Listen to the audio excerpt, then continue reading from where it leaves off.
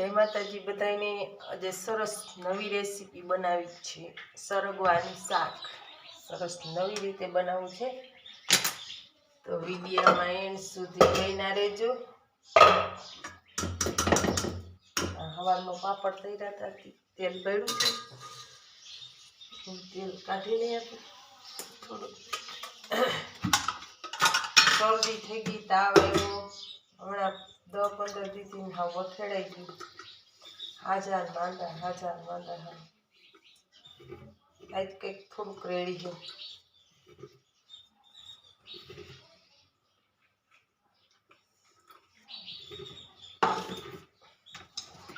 તેલ મૂક્યું આપણે સગડી ઉપર, નવી સગડી લીધી હતી એટલે હવે ઓપનિંગ કર્યું તો આપણે શિવરાત્રિનું।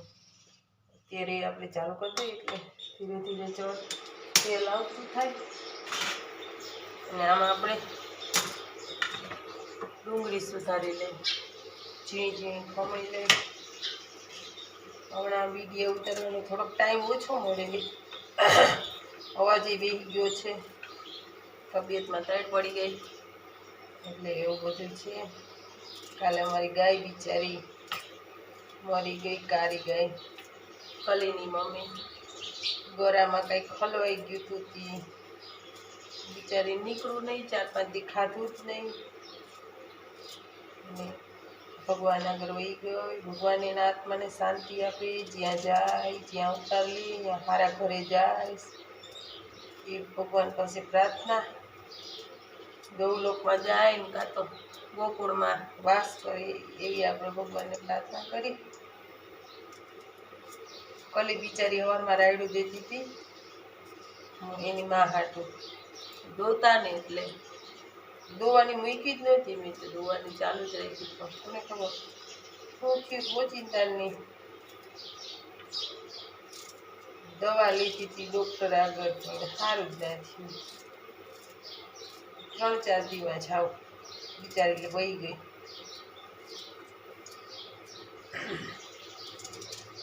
6 વેતરની હતી એટલે કે 6 વખત વિયાણી હતી ગાય, વાછડી જ હતી, હનુમાનગઢવાળા લીધી હતી ધામીણીમાં, મીઠિયાર હતી, મારે મૂકવી ના પડતી દોવામાં, અઠવાડિયે મૂકું તો વ્યાઈ જતી, એવી ગાય ના છોડે। હવે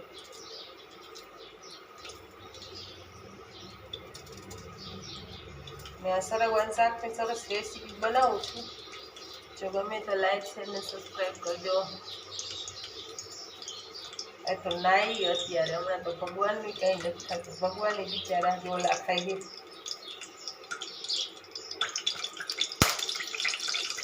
તેલ આવી ગયું સરસ, જો આપણે ડુંગળીની કટિંગ થઈ ગયું, સરસ ઝીણી ડુંગળી કટિંગ થઈ ગયું એટલે આપણે ડુંગળી નાખી દઈએ, આપણે નાખી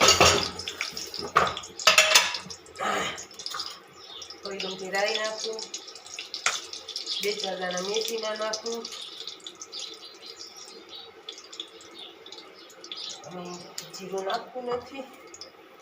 અને હવે નાખી રાઈ, જો તરતરાટી બોલી દીધી, થોડીક જ નાખી છે, ડુંગળી નાખી, બોલે તો પ્યાજ, અને આને આપણે ચેડાવી લઈએ, થોડીક આમ બ્રાઉન થઈ જાય ત્યાં લગી ફેરવી લઈ, પકડીને થોડીક વધારી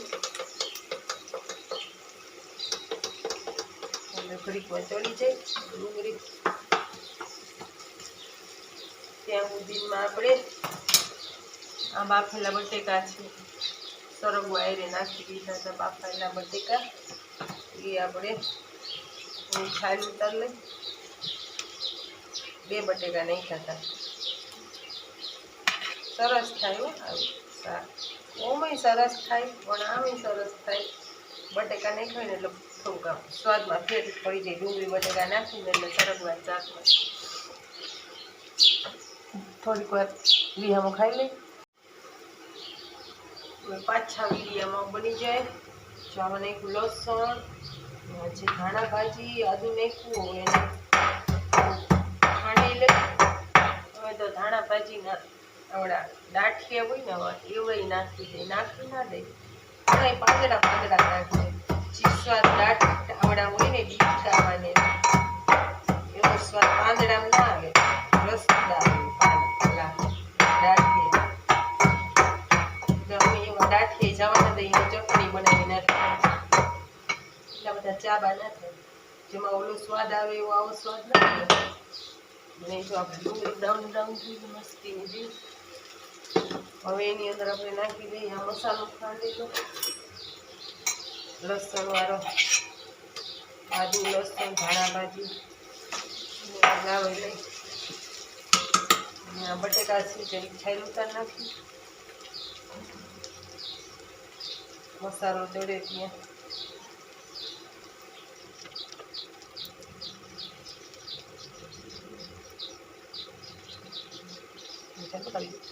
પછી હવે ઓળી 8 દી વાર રહી ઉતાસીને માની નાખી લાલ મરચું આપણે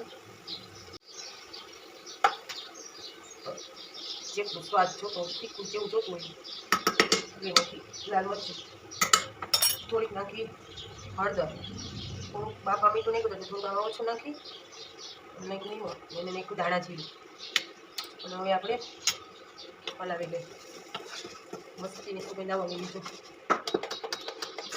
થોડુંક આપણે સરગવાનું પાણી આપણે નાખી મેં ડોલમાં કાઢી દીધું. ગોળની ડોલ હતી ખાલી થઈ હતી એમાં મેં પાણી કાઢી દીધું. સરસ સુગંધ આવવા માંડી. અને આપણે બટેકા નાખીને તો સરગવામાં લોટમાં નાખીને ચણાનું કોઈ હાલે, પણ ચણાનો લોટ વગરનું સરગવાનું શાક સરસ ન થાય. બે આખા બટેકા નાખી દો આમને.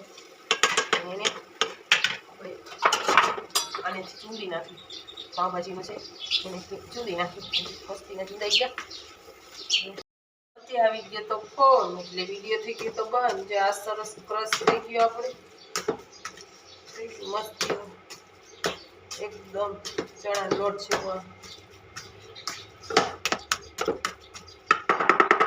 થઈ ગયું છે સરસ. ચણાની કાઢી લઈશ. હવે થોડોક નાખી દઈશ ચણાનો લોટ. શેકેલો ના ખાય, કાચો ના ખાય, ગમે ના ખાય. અને મસ્તીનો મસાલો બની ગયો સરસ. હવે આપણે ચણાનો લોટ લઈ લઈએ. ચણાનો લોટ આમાં છે કે ના રે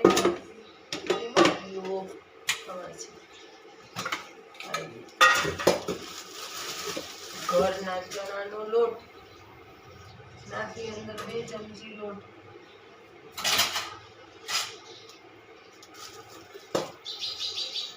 સાદુ ચણાનો લોટ નથી નાખવું, કેમ કે આમાં આનું બટેકાની બધું હતું ને એટલે 2 ની હેઠે 3 નાખે.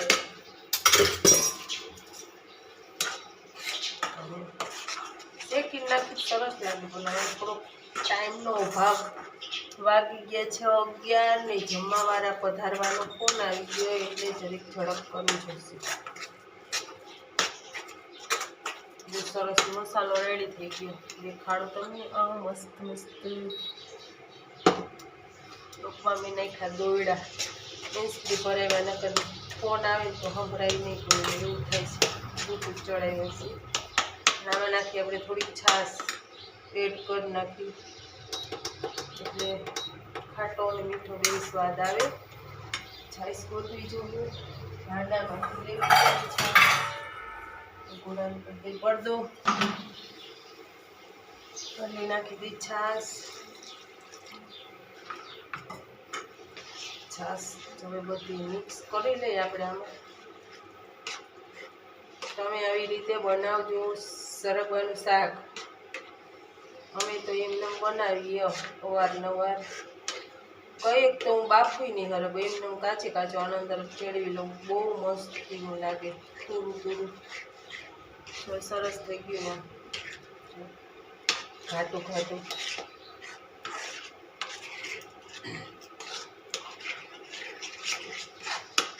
હવે જે છાશ ખદબદી જાય એટલે આપણે સરગવો નાખી દઈએ.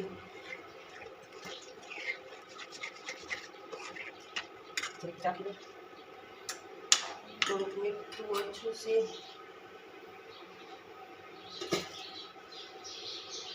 મારા બા ખારા થઈ જાય, ખારું થઈ જાય ને તો રાયડું દે. તમે ખારું કરો